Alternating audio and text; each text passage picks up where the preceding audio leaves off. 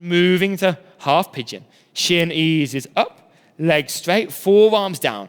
So taking that Sphinx variation again, forearms down to the floor. Making sure in any posture you do, you're not just engaging one part of the body, you're engaging everything.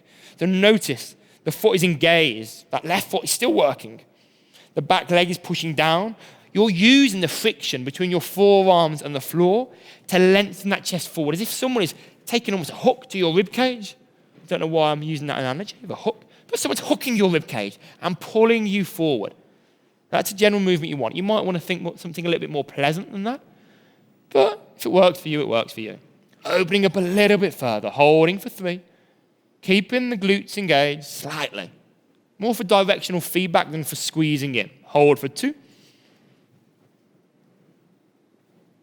And 1, walk your hands in slightly. Right arm comes over, taking hold of the inside of that leg if that feels good.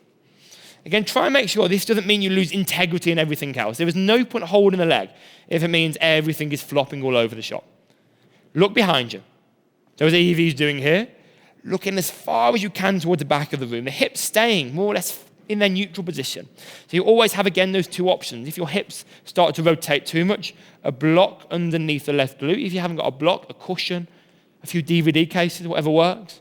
Or maybe do what we did at the start of class and have that almost elevated magic carpet pigeon.